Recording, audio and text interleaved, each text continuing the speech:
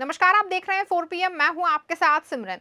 महाराष्ट्र विधानसभा चुनाव भारत की राष्ट्रीय राजनीति के लिए भी खासा अहम है। देश की आर्थिक गतिविधियों में महाराष्ट्र की बड़ी भूमिका होती है। महाराष्ट्र में महाविकास अघाड़ी विपक्षी गठबंधन है। इसमें उद्धव ठाकरे की शिवसेना, कांग्रेस और शरद पवार की राष्ट्रवादी कांग्रेस पार्टी शामिल है। इस गठबंधन ने लोकसभा चुनाव के नतीजों में बीजेपी की अगुवाई वाली महायुति पर बढ़त बनाई थी। महायुति गठजोड़ में भारतीय जनता पार्टी, एकनाथ शिंदे की शिवसेना और अजित पवार की राष्ट्रवादी कांग्रेस पार्टी शामिल है। वहीं सबसे बड़ा सवाल ये है कि महाराष्ट्र विधानसभा चुनाव के नतीजे इसी साल हुए लोकसभा चुनाव की तरह ही होंगे या बिल्कुल अलग होंगे। महाराष्ट्र की दो अलग क्षेत्रीय पार्टियां शिवसेना और राष्ट्रवादी कांग्रेस पार्टी का विभाजन हो चुका है। दोनों का एक एक खेमा बीजेपी के साथ है और दूसरा खेमा कांग्रेस के साथ। ऐसे में सवाल यह है कि हिंदुत्व के नाम पर वोट बीजेपी और एकनाथ शिंदे को मिलेगा कि उद्धव ठाकरे की शिवसेना को। क्या अजित पवार बीजेपी के साथ होने के कारण कांग्रेस और शरद पवार के वोट बैंक में सेंध लगा पाएंगे?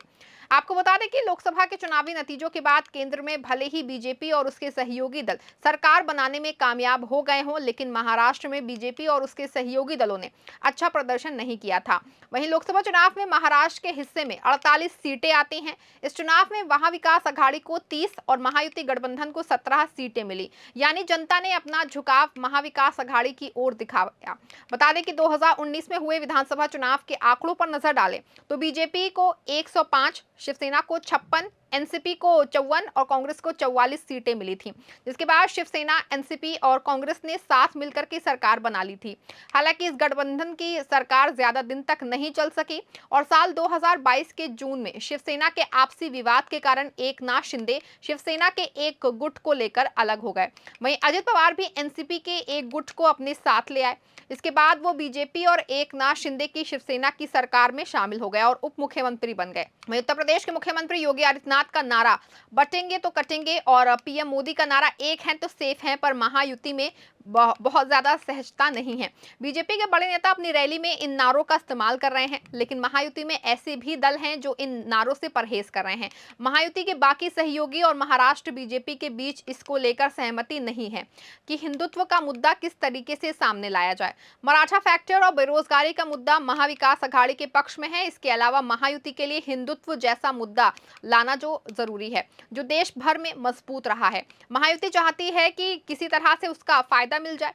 हरियाणा में योगी आदित्यनाथ ने ये सब मुद्दा उछाला था, लेकिन अब जब उन्होंने बचेंगे तो कटेंगे वाले बैनर महाराष्ट्र में लगाए तो इसकी काफी ज्यादा तीखी प्रतिक्रिया हुई, क्योंकि महाराष्ट्र में इस तरीके का हिंदुत्व नहीं चलता जो उत्तर प्रदेश या फिर हरियाणा में चलता है। वहीं बीजेपी को पता चल चुका है कि इन हिंदुत्व वाले नारों का महाराष्ट्र में फायदा नहीं होगा।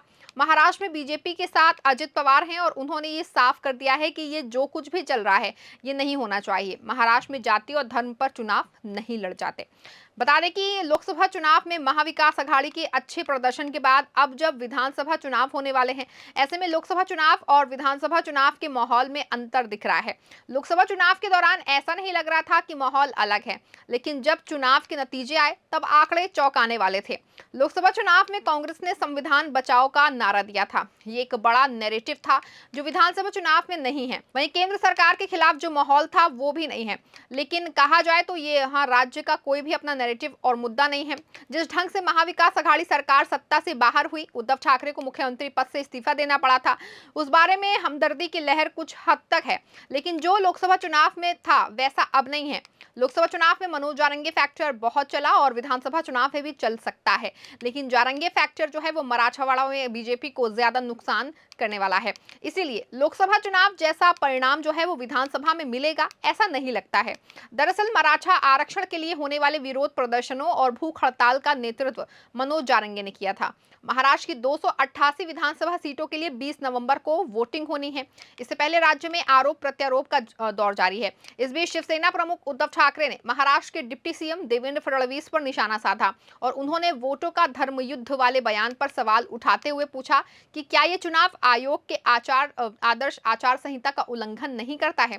ठाकरे ने कहा कि हमारा हिंदुत्व लोगों के घरों में चूल्हे जलाता है, जबकि भाजपा का हिंदुत्व उन्हें जलाकर राख कर देता है। दरअसल ठाकरे ने जिले के डोंबिवली में विधानसभा चुनावों के मद्देनजर एक प्रचार रैली को संबोधित करते हुए कहा कि उन्हें लोकसभा चुनावों से पहले अपनी पार्टी के चुनावी गान से जय भवानी जय शिवाजी के शब्द हटाने के लिए कहा गया था, लेकिन उन्होंने ऐसा करने से इनकार कर दिया था। और उन्होंने कहा कि देवेंद्र फडणवीस ने मतों का धर्मयुद्ध का आह्वान किया। मैं चुनाव आयोग से पूछता हूं, क्या धर्मयुद्ध आपके आदर्श आचार संहिता में फिट बैठता है? बता दें कि फडणवीस ने पुणे में शुक्रवार को एक रैली में कहा था कि कुछ इस्लामी विद्वान ने महायुति सरकार के खिलाफ वोट जिहाद की अपील की है, जिसके जवाब में उन्होंने मतों का धर्मयुद्ध का आह्वान किया था। ठाकरे ने भाजपा पर हमला बोलते हुए कहा कि अब ये पार्टी अवसरवादी नेताओं से भरी हुई है जो बाहर से आए हैं, और उन्होंने कहा कि वो भाजपा जो अपने कार्यकर्ताओं की बलिदान और समर्पण से बढ़ी, अब वो एक हाइब्रिड बन गई है। वो अवसरवादी राजनीति का प्रजनन स्थल बन चुकी है। और उन्होंने ये भी आरोप लगाया कि भाजपा के वर्तमान नेतृत्व ने पार्टी के पूर्व दिग्गज नेताओं जैसे कि अटल बिहारी वाजपेयी, प्रमोद महाजन और गोपीनाथ मुंडे के दृष्टिकोण को नकारा है। उन्होंने भाजपा पर गुजराती मराठी विभाजन को बढ़ावा देने का आरोप लगाया और कहा कि भाजपा नेतृत्व द्वारा कॉर्पोरेट हितों की प्राथमिकता दी जा रही है। ठाकरे ने भाजपा और एकनाथ शिंदे के नेतृत्व वाली शिवसेना पर भ्रष्टाचार का आरोप लगाते हुए कहा कि दोनों पार्टियों ने ठाणे जिले में नगर निगमों को लूटा है।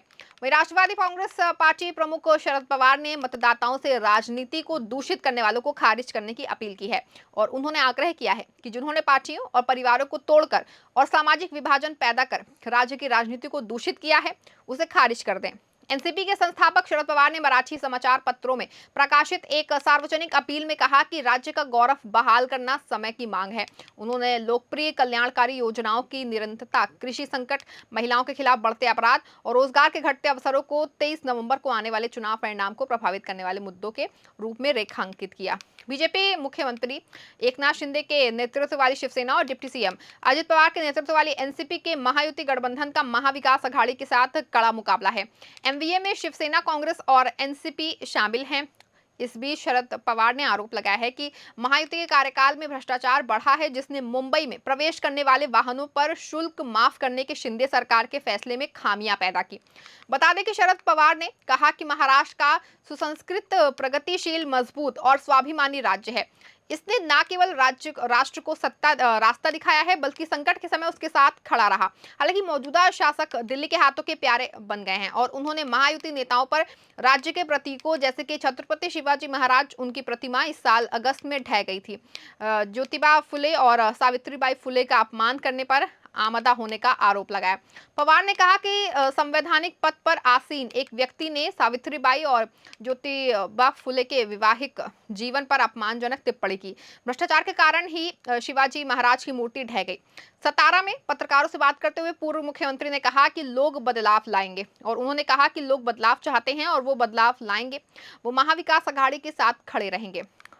वहीं एनसीपी प्रमुख ने दावा किया कि राज्य का समग्र माहौल उन्हें 2019 के चुनावों की याद दिलाता है, जब लोग चुप रहे लेकिन मतदान के दिन जवाब दिया। पवार ने कहा कि सत्तारूढ़ गठबंधन द्वारा घोषित कल्याणकारी योजनाओं का मतदाताओं पर ज्यादा असर नहीं पड़ेगा और उन्होंने कहा कि महायुति सरकार ने लोगों को खुश करने के लिए नकद अंतरण योजनाएं शुरू की। हालांकि राज्य सरकार ने ये जानकारी नहीं दी कि ये योजनाएं कब तक जारी रहेंगे। पवार ने महायुति के वादों और जमीनी हकीकत के बीच विरोधाभास को उजागर करते हुए दावा किया कि महिलाओं के खिलाफ अपराध बढ़ रहे हैं और उन्होंने दावा किया कि पिछले 2 सालों में महिलाओं के खिलाफ हिंसा के 67,000 मामले जो हैं वो दर्ज किए गए हैं।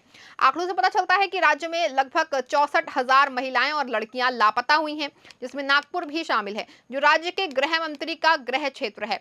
पवार ने कहा कि किसान अपनी फसलों को जोखिम के कारण जो है वो काफी ज्यादा परेशान है। वहीं नागपुर देवेंद्र फडणवीस का गृह क्षेत्र होने के कारण उनकी नाक का विषय बना हुआ है। महाविकास अघाड़ी ने महायुति की चिंता को बढ़ा दिया है। अब देखना यह होगा कि देवेंद्र फडणवीस की नाक बचती है। ये तो खैर आने वाले समय में पता चल पाएगा। इस खबर में फिलहाल बस इतना ही। आप देखते रहें 4 PM। धन्यवाद।